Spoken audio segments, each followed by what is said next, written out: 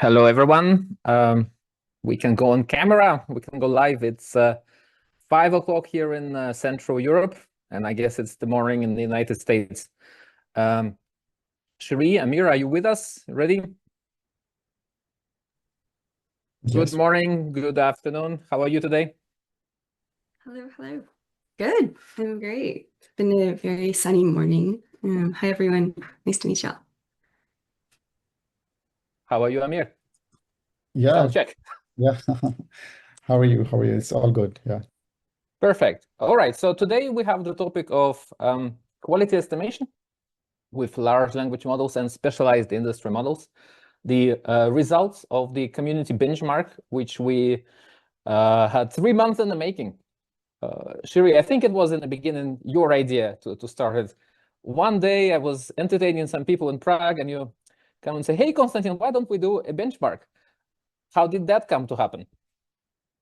Yeah, I think we're seeing a lot of different benchmarks being published by a lot of the frontier labs. A lot of people are talking about like, how do I now evaluate the model I built on my specific data? And I knew that CustomMT had produced a benchmark in the past comparing how different LLMs do on specific localization tasks. So I was like, I know a team of experts. Let's see what we could do. Yeah, we did, I think, DeepSeek evaluation in February when it was the hype wave. Yeah. But this time it's quality estimation. And quality estimation benchmarks have been done before by scientists, but I think never by people in the industry explained in a simple way. Amir, did you come across, you've been working on quality estimation now at maybe 5 years or more. Did you come across any other benchmarks that would quickly explain to localization people how to deal with this type of LLM and this type of use case? Not particularly. So there are few studies done. You can read some comparisons as well, and in also WMT you can see some quality estimation done, but not at this extent. And what we have seen in the last couple of years that this becomes one of the most hot topic in the industry.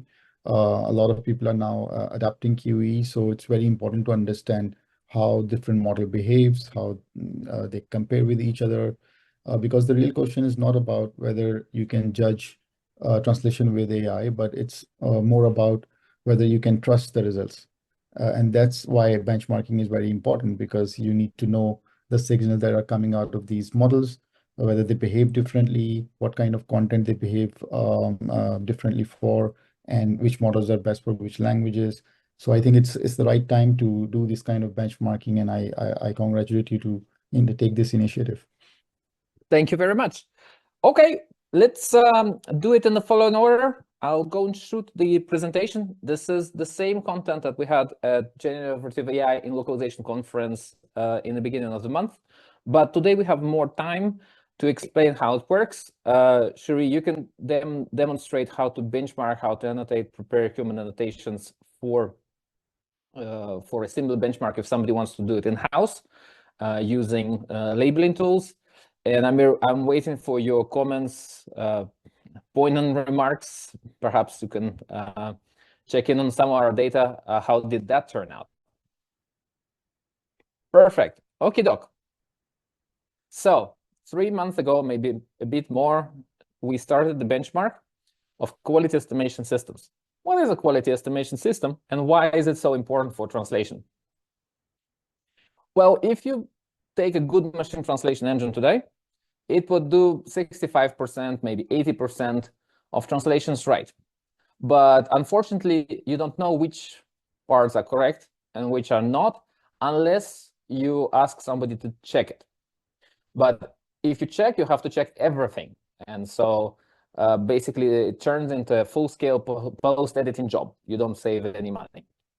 However, if you could trust an AI system to check which parts are translated correctly and which parts are requiring some edits and some changes, then you can automatically lock out the correctly translated segments, and this way you can reduce the cost or increase the productivity of a person working on the translation.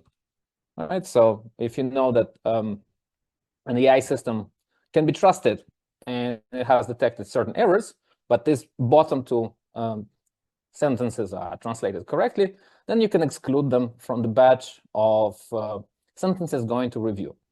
The way quality estimation systems do this is that they give us a score from 1 to 100 or from 0 to 1, depending on the system. It's a similar concept.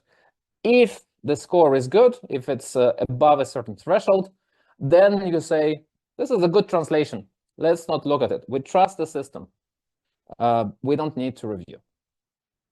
And if the score is bad, then you can obviously either send it to a human linguist or send it to an AI editor, then a human linguist do something with it to make sure that the translation is improved. So this results in a chain of steps in the workflow, and eventually you get it right. However, there's one big question. Can you trust the AI judge to make the right judgment? Can you trust it to such an extent that if it makes an error and the error slips into your live translation, would you have some consequences? Could you get fired? Could you get health risks for people? Could you, whatever can happen if the translation is wrong? You know that translation is only news when it's wrong.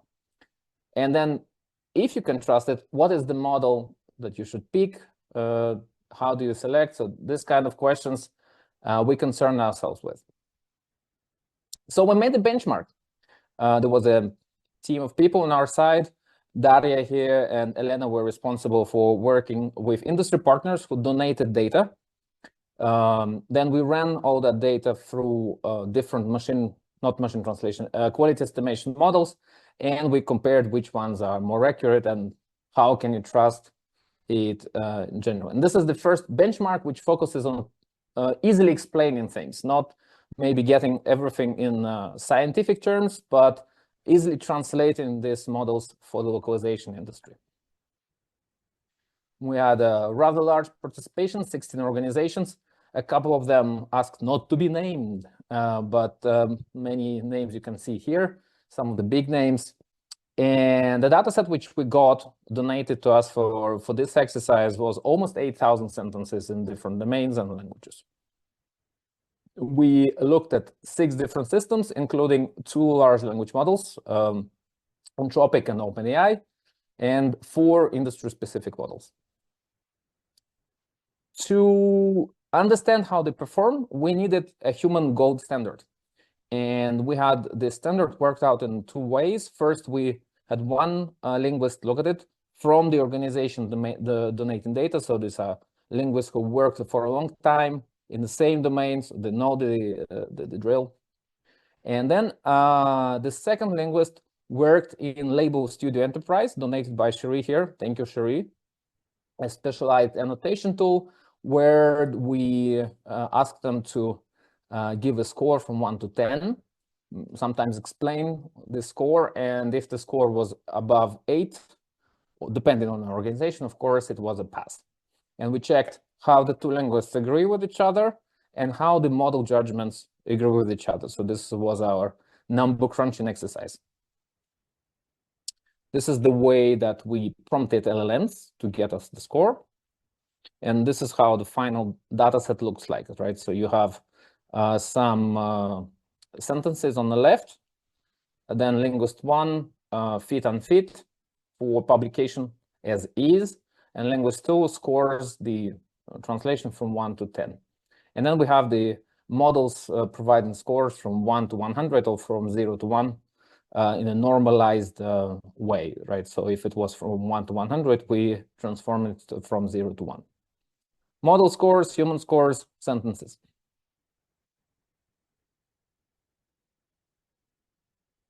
Then it came time to crunch the numbers and understand how it's going.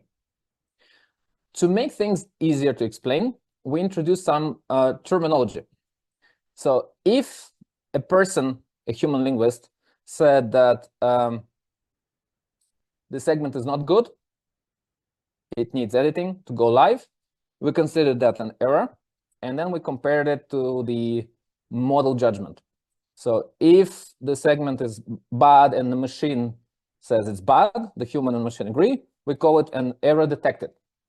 If the human says the segment is bad, but machine says it's good, then it's an error slipped in the final publication, right? It says, it's a good segment, go ahead and publish.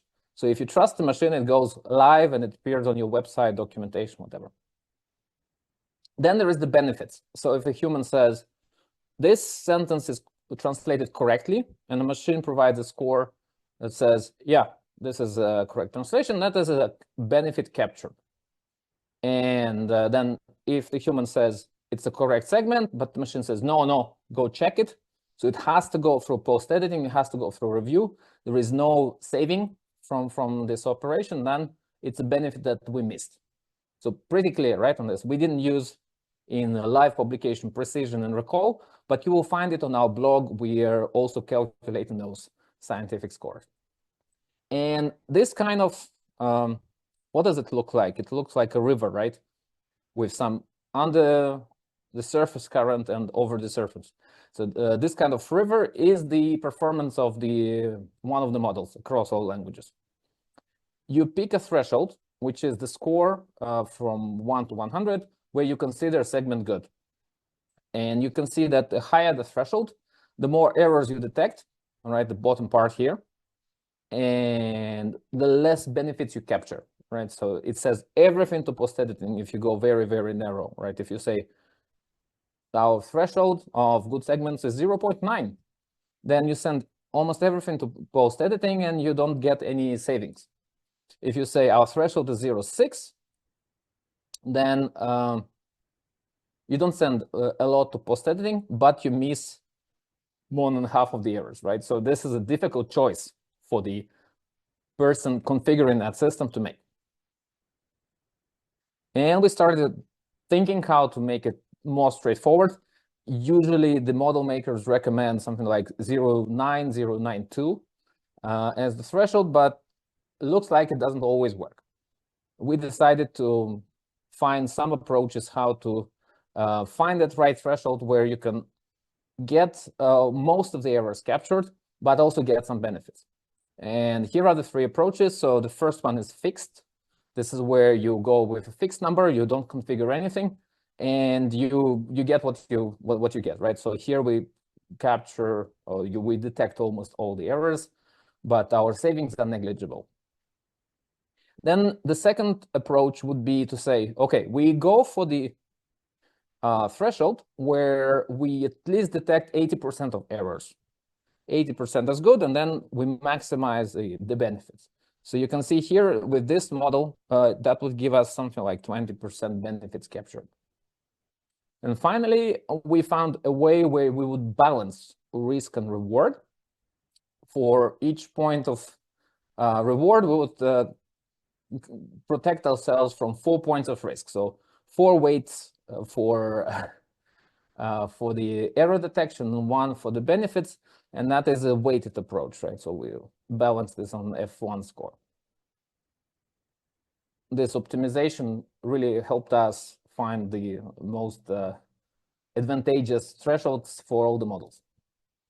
As you can see, the models, they behave differently, right? So this system detected more errors immediately, even at low thresholds, with this kind of gradual decline in the benefits captured. This one was quite abrupt. Unless you went for the high threshold, you didn't get anything here. Same here, almost no benefits when you start detecting all the errors. So the behavior of the models really differed a little bit.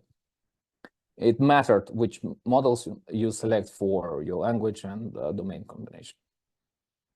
And here is a slide to illustrate that if you didn't optimize for the rate threshold, the chances of you getting high percentage of errors detected so that you can trust the model, and then some good benefits so that you can optimize the cost, were not really great, right? So you had to hit a very small window.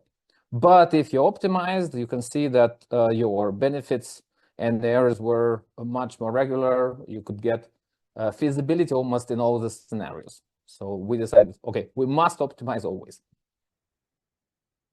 Finally, we got this kind of table. I'll explain it a little bit here.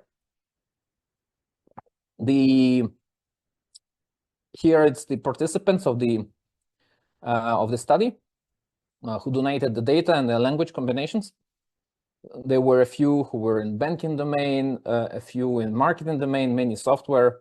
So domains were sometimes coinciding, languages sometimes coinciding, but not always. These are the errors detected. As you can see, we optimized. So most of the time we got between 80 and 95% errors caught, which was great. And here are the benefits. Sometimes quite high, sometimes maybe 10%, 20% was the average. Once we took the benefits, we wanted to convert them to financial savings. So to do that, we went with the coefficient of 65%. Segments are usually translated well. With some industry partners, we see up to 80% machine translation acceptance rate. With others, like 45, 60. So it differs. We went with a 65% average machine translation acceptance rate. And we converted those benefits with the 65% coefficients to savings per $1,000 to get an indication of what you can receive. And finally, here are the winning models. As you can see, everybody got a slice of the cake. Amir, so quite a few are won by Taos. Well done. Many wins went to Claude, which is a large language model which we prompted. And was, I think, at the point Claude 4.5 or Claude 4, because the data goes back to September. And since September, they released a few models.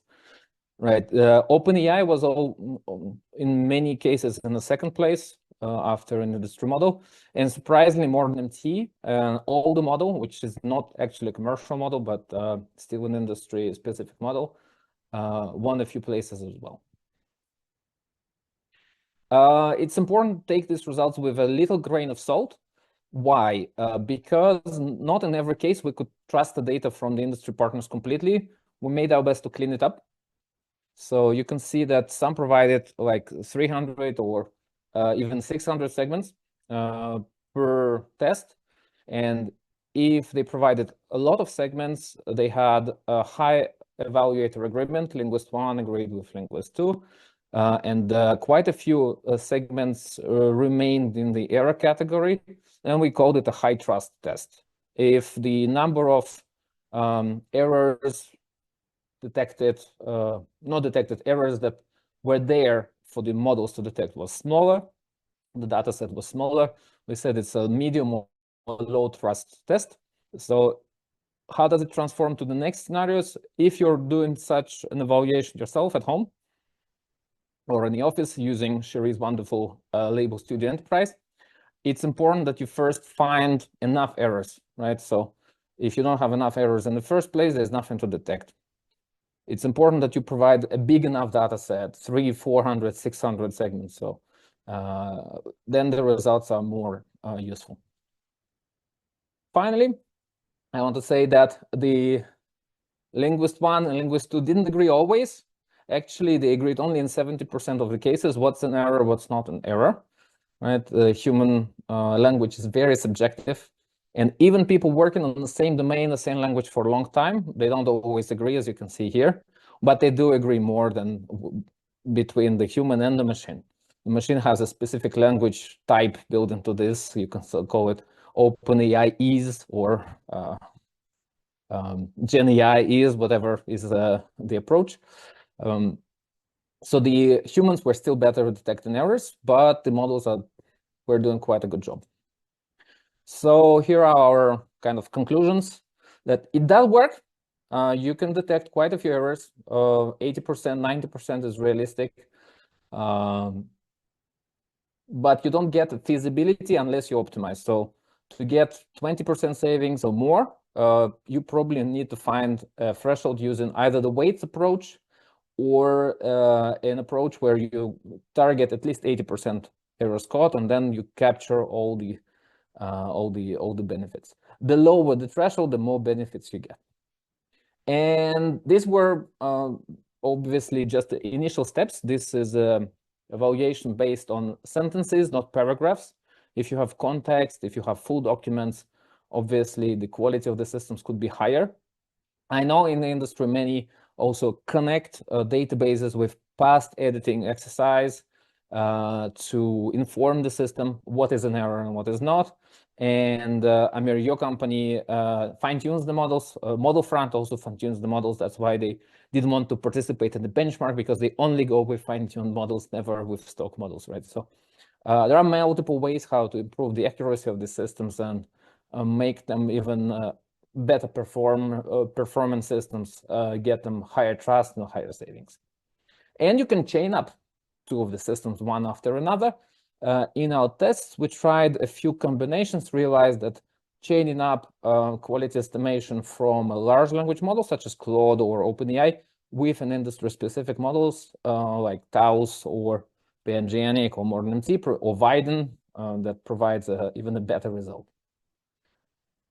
So to help people with finding their best threshold and optimizing, we made a small tool, which will be like a finder of this threshold. You upload your data set. You have to have source, target, language combination, if it's good or bad, labeled by human experts. And then it can give you scores from every system over that data set and gives you the best threshold you can use for each system. So there'll be a kind of calculator for thresholds, which we'll make available for free if you contact us. Voila, so this is my part. And I wanted to say thank you for all the supporters and the participants of the exercise. It's our community exercise, so to the 16 organizations who donated the data, and to my team who worked a lot on this, and Shiri, to you for getting us the Label Studio Enterprise so that we can run the exercise with the linguist. So that's it from my side. Thank you very much. Maybe we can get a few questions. I see there are a few questions on LinkedIn. Keep them coming. In the meanwhile, Shiri, why don't you go ahead? I'll catch my breath and drink a little bit of tea, and you show us how to label for this kind of exercise. Definitely. Awesome. Thank you for the presentation, Konstantin. It's always so good to hear how kind of the experts structure an evaluation framework, because you are the team that knows, what are the challenges linguists face when they're trying to evaluate something like quality? What do they look for when they're looking for a machine translation and looking for error detection? So a little bit of background about myself. I'm Sherry. I work at Human Signal. We are the creators of the platform Label Studio. And Label Studio is an open source data labeling platform. We also have different editions, like a starter edition and also an enterprise edition. And we've been around for quite a number of years now. Actually, that's how we met the Custom MT team. They are some of our community users. And data labeling and data quality has never been really like a new problem, even with generative AI, because we've always needed to create high quality data sets in order to train machine learning models. However, it does look a little bit different now, especially as we're building more generative applications. The types of data that we are labeling and we're dealing with is no longer like this is the golden data set. This is the exact final answer. Because with generative AI, there's not always a deterministic close-ended answer. Things are in fact actually non-deterministic. Answers can be open-ended. And so how do you evaluate and how do you assess quality for models that are inherently and desirably not always going to respond with one exact answer? And so that's where a lot of benchmarking comes in. Benchmarking plays a bigger role now, because as your systems are changing, let's say you are using like an open frontier model, base model, and then you end up fine-tuning your model. How do you know how your model is better than the base model that you used? Models evolve, prompts evolve, and then without like a stable evaluation framework, such as a benchmark, it's hard to track the progress that your systems make. And so providing or building a benchmark, like especially a high quality benchmark, like this benchmark of 8,000 segments, 17 language pairs, it helps you understand how different models are doing against all the things that you care about. And then this is something that you can share across your engineering team, your product team, your risk team. So everybody has a clear understanding of what you measured, what the result is, and it's an ability for you to track the progress over time. So that's kind of my spiel about the importance of building a high quality benchmark data set. And this is the foundation for any sort of good model evaluation in this generative world. That being said, here's an interface of our platform, Label Studio. I'm showing the Enterprise Edition. We have a couple more features in this edition. But what we provide is a platform for you to bring in your custom data, your domain data. In this case, I'll also show a machine translation evaluation task or a quality estimation task. And I've got a whole list here, not 8,000 tasks, but 49 tasks.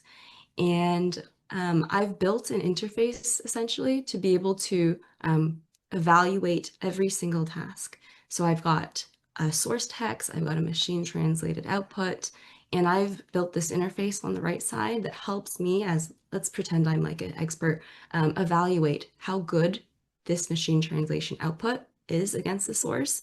And I can do things like, identify specific errors. If, for example, I, notice that there's a section with an error, I can highlight that. I can annotate why I think that's an error, add any additional comments. And this is an interface I built for this machine translation evaluation, but you can customize whatever interface you want. It can be multimodal and include images. You can, draw bounding boxes outside of parts of an image where the AI generated the image a little bit weird or wrong or differently than what you would expect. And so it's a very multimodal platform, and this kind of evaluation criteria is all customizable. And so from the custom MT benchmark, they used a kind of rating sort of template for the linguist to be able to quickly go through every task and just, click this is right, this is wrong, and provide any comments if they wanted to. In Label Studio, you can also connect your own LLMs. So I've also run kind of this task on different models as well. So I've run a GPT-4o Mini, I've run it on Gemini 2.5 Flash, and I can also compare then like how the different models are able to evaluate the same sort of task, and then see things like, do they disagree? Do they agree? How do the models evaluate differently as well? And so those provide things like agreement scores.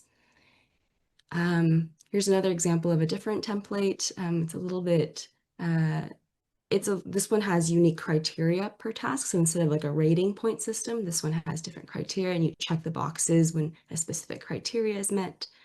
And if you wanted to run, let's say, an LLM on the same tasks, we have this interface also where you can connect to different base models, Gemini models, OpenAI models, and Anthropic models, and run instructions with the same task to get some LLM predictions on what it thinks is the rating. So yeah, that's the overall kind of premise of the Label Studio platform. I know it was a part, especially with creating the kind of ground truth data set that CustomMT used, but it's a very flexible platform, and happy to help anyone if they are having issues with building quality data set that they can then evaluate how good their systems are doing. So yeah, thank you so much, Custom team, for having us, for bringing me here, and also for working with us on this awesome project. Thank you very much, Sherry. Amazing. So this is the presentation today.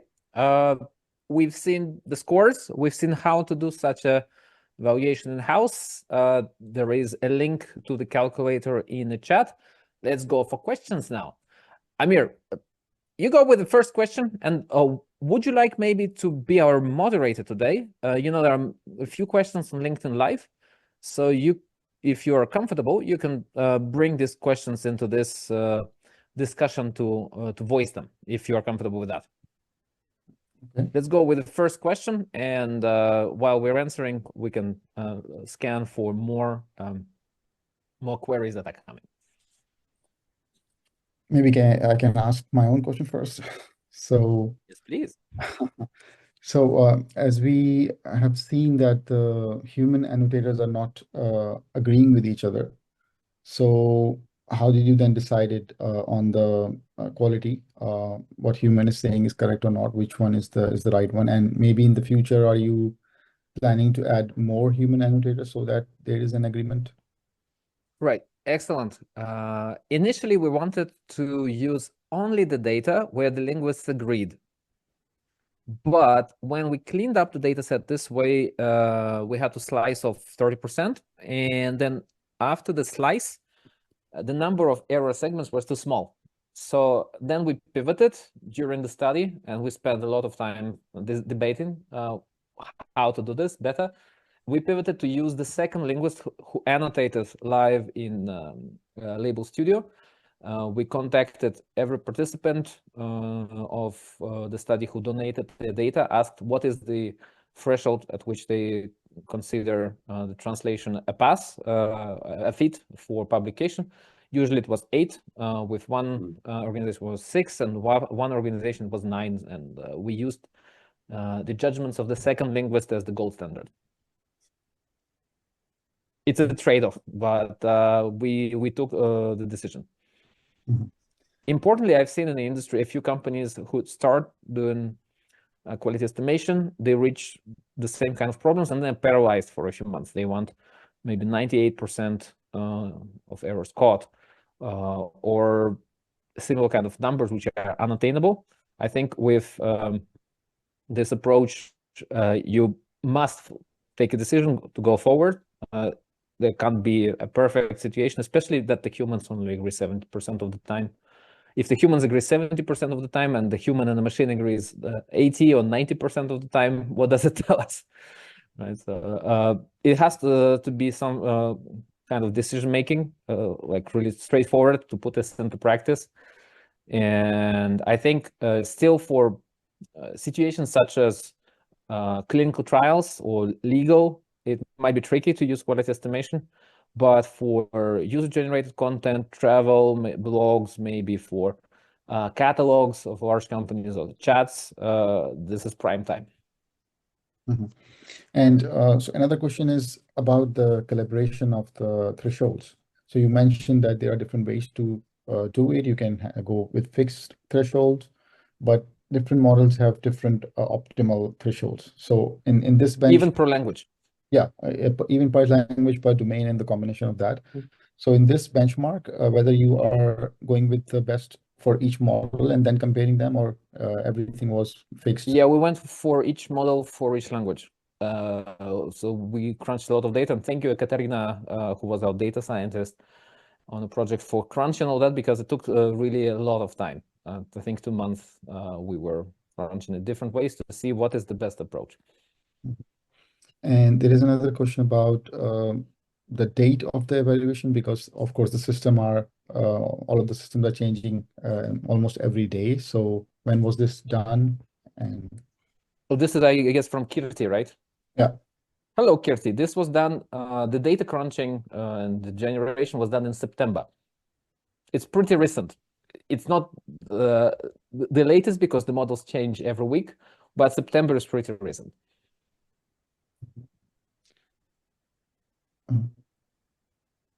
So Clap is asking that, or maybe a comment, hope to see some insights about the current state of things. And thank you for pointing out that it is important to rely on human as the gold standard. So I think it's very well known that QE is not replacing humans, but QE is just helping to take decisions where the humans are needed more. And of course, for benchmarking of this kind, humans are always needed, and they are the gold standard always. So maybe you can add some comment on that. I actually have a question for Shri. Let's, Shri, if you're comfortable. So I know your organization sponsored multiple benchmarks. Before our translation quality, there was a legal benchmark.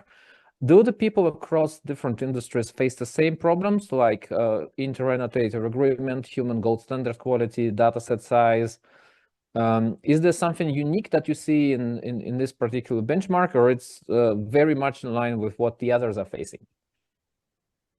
I've definitely seen kind of benchmarks approached in a number of different ways because of this exact problem where it's hard to create one data set that, captures everything you want to be able to evaluate. For example, with the legal benchmarks team, the way they structured their benchmark was a little bit different, actually. Instead of having some sort of rating to evaluate the quality of a machine output, they had a set of criteria.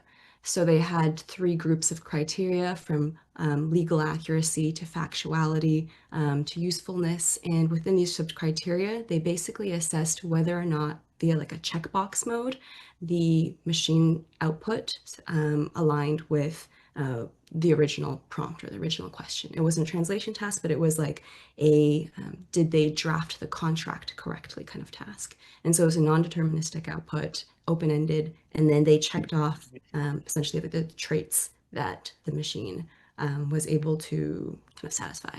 And then they had two evaluators, so two expert kind of legal practitioners come in and do the checkboxing of the criteria, and then they compared the agreement between the different legal experts. Like, did the legal experts agree on how they assess the quality of the machine output?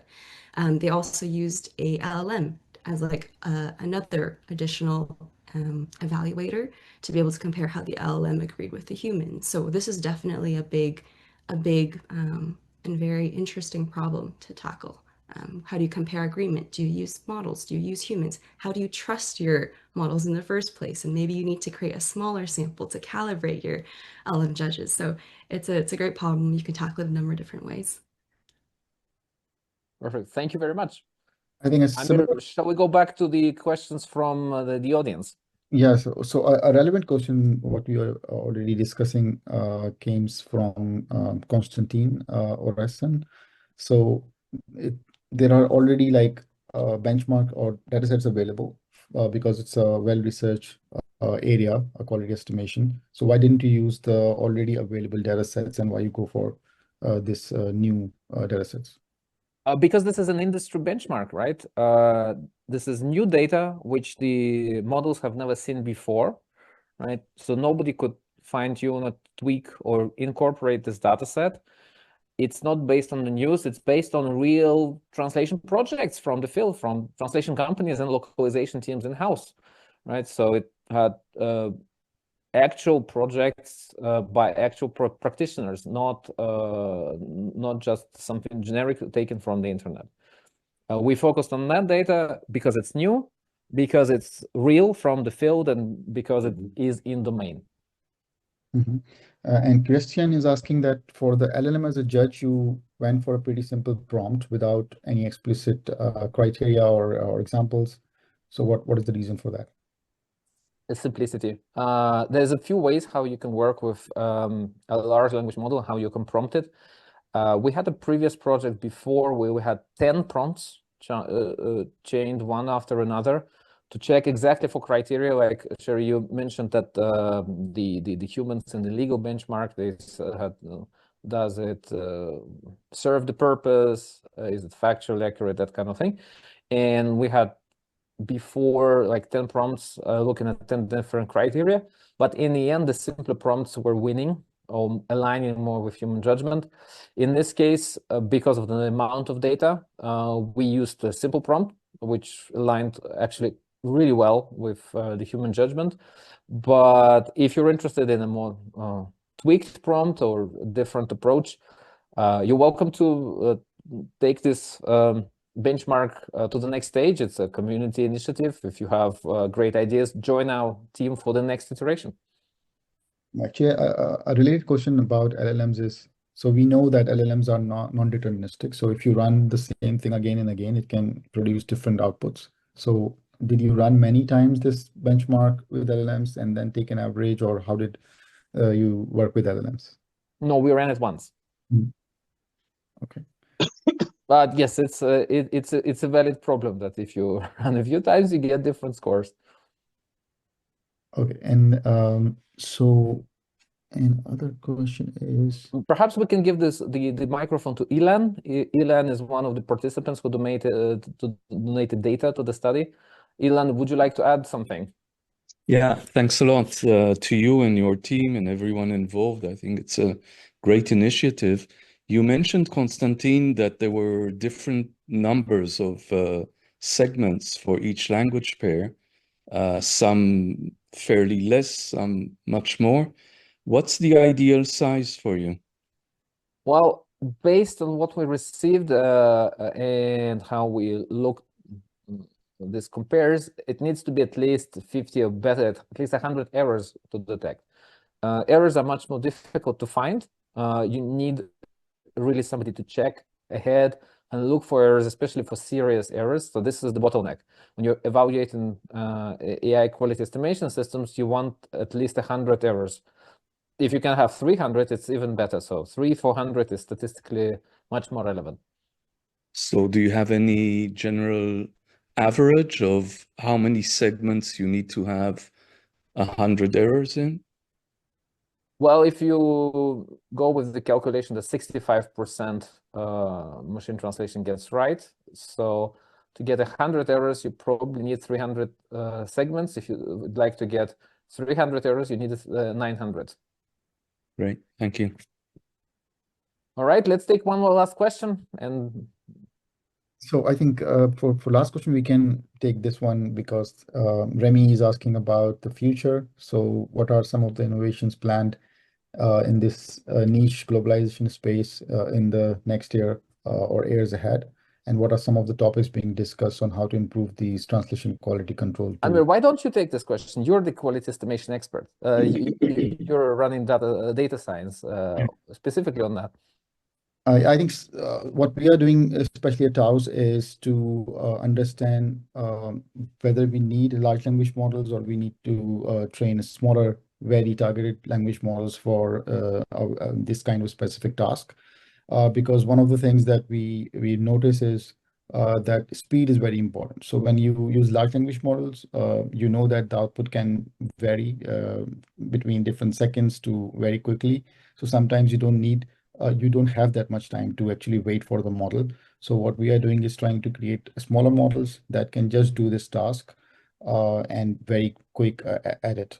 And then we are expanding on different tools to add to quality estimation. Because we can see that quality estimation is needed in different areas of the workflow.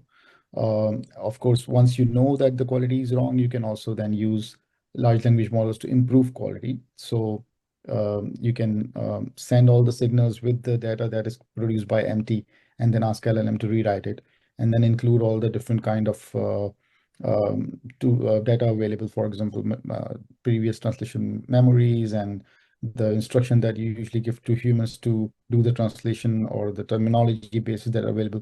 All of that can be used in a RAG-based approach to ask LLM to rewrite something. So it's actually now developing slowly that, okay, how you can use quality control to create different kind of workflows. And then you can see where the humans are fitting there the best. So I think this is the way forward where the things are moving, and we can see that the adaptation is already strong.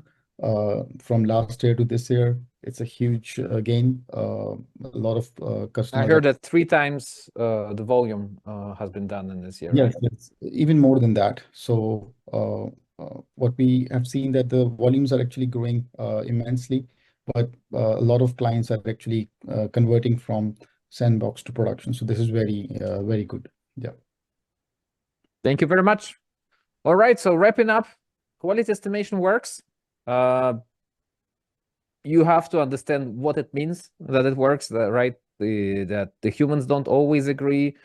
It's maybe 80% of errors caught, but it does get in the zone when it's becoming feasible. That's the outcome of our benchmark. But of course, you want to approach it with as much detail as possible, optimize, pick the best model, increase the productivity either with fine-tuning RAG, multiple prompts, chaining up the systems. There are many techniques. I think the next couple of years is the operationalization, when people will first make it much more complex and then much more simple to use, the parallel developments. We'll look into how to improve the benchmark for the next year. I'm personally very interested in trying maybe more criteria and trying paragraphs instead of sentences, so large bodies of content, so that there is context for the model. And I hope that you join us for the next exercise of community evaluation of these systems. Thank you very much, Cherie, Amir. Thank you for joining us today and sharing your insights. Thank you. Thanks for having. All right, and happy Merry and coming Christmas. Ciao, bye-bye. Bye-bye. You.